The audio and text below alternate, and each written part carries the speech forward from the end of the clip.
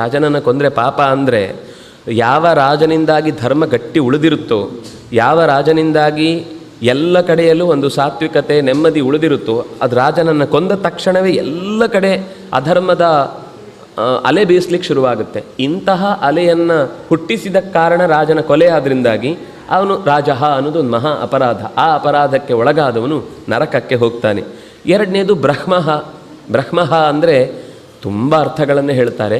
ಮುಖ್ಯವಾಗಿ ವೇದವನ್ನು ಅಲ್ಲಗಳೆಯುವುದು, ವೇದವನ್ನು ಓದುವ ಆಸಕ್ತರನ್ನು ಹಿಂಸೆ ಮಾಡಿ ಕೊಲ್ಲುವುದು, ಎರಡೂ ಆಗುತ್ತೆ. ಬ್ರಹ್ಮಃ ಅಂದರೆ ಬ್ರಹ್ಮಜ್ಞಾನಿಯನ್ನು ಕೊಲ್ಲುವುದೂ ಆಯಿತು, ಅಥವಾ ಅಂತಹ ವೇದಾಧ್ಯಯನದ ಬಗ್ಗೆ ನಿರ್ಲಕ್ಷ್ಯ ಭಾವ, ಅದರ ಬಗ್ಗೆ ಅಸಹನೆ, ಅದು ಇದ್ದಲ್ಲೆಲ್ಲ ಅದನ್ನು ನಿರಾಕರಿಸುವ ಬುದ್ಧಿ, ಇದು ಬ್ರಹ್ಮಃ.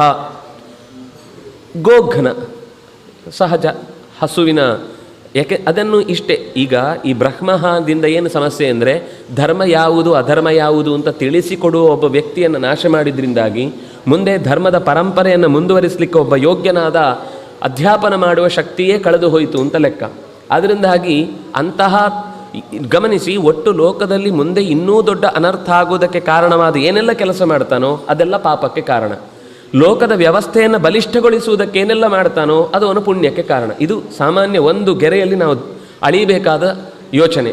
ಅಂದರೆ ಮುಂದಿನ ಪೀಳಿಗೆಯ ಉದ್ದಕ್ಕೂ ಅಸಹನೆಯೇ ಬೆಳೆಯುವಂತಾಯಿತು ಅಂದರೆ ನಮ್ಮ ಯಾವುದೋ ಒಂದು ಕೆಲಸದಿಂದ ಅದು ನೋಡಲಿಕ್ಕೆ ಲೋಕದಲ್ಲಿ ಅತ್ಯಂತ ಉತ್ತಮವಾದ ಶ್ಲಾಘ್ಯ ಅಂತ ಕಾರ್ಯ ಅಂತ ಅನ್ನಿಸಬಹುದು. ಆದರೆ ಅದರಿಂದ ಅಸಹನೆ ಬೆಳೆಯಿತು. ನಾವು ಮತ್ತೆ ಮತ್ತೆ ಅದೇ ಶಬ್ದವನ್ನು ಇಂಟಾಲರೆನ್ಸ್ ಇಂಟಾಲರೆನ್ಸ್ ಇಂಟಾಲರೆನ್ಸ್, ಅದು ಎಲ್ಲಿ ಬರುತ್ತೆ, ಯಾರಿಗೆ ಬರುತ್ತೆ, ಸಾಮಾನ್ಯ ಜನರಿಗೆ ಗೊತ್ತಿಲ್ಲ. ಮಾತಿನಲ್ಲಿ ಎಲ್ಲರ ಬಾಯಲ್ಲೂ ಓಡಾಡ್ತಾ ಇರುತ್ತೆ. ಆದರೆ ಆ ಶಬ್ದವನ್ನು ಕೇಳಿದ ಮೇಲೆ ಏನೋ ಆ ಶಬ್ದವೇ ಕಿರಿಕಿರಿ ಆಗಬೇಕಷ್ಟೇ ಹೊರತು ಆ ಶಬ್ದದಿಂದ ಏನು ನಿಜವಾದ ಅರ್ಥ ಎಲ್ಲೂ ಕಾಣಿಸುವುದೇ ಇಲ್ಲ.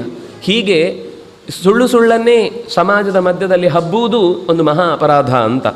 ಹಾಗೆ ಗೋಘ್ನ ಅಂದರೆ ಒಳ್ಳೆಯ ಮಾತನ್ನು ಕೊಲ್ಲುವುದು, ಅಥವಾ ನಮ್ಮ ಬದುಕಿಗೆ ಅತ್ಯಂತ ಉತ್ತಮವಾದ ಆಹಾರವನ್ನು ಒದಗಿಸುವ, ತನ್ನ ಗೊಬ್ಬರದಿಂದಲೂ ಕೂಡ ಆಹಾರಕ್ಕೆ ಬೆಳೆಗೆ ಸಹಕಾರಿ.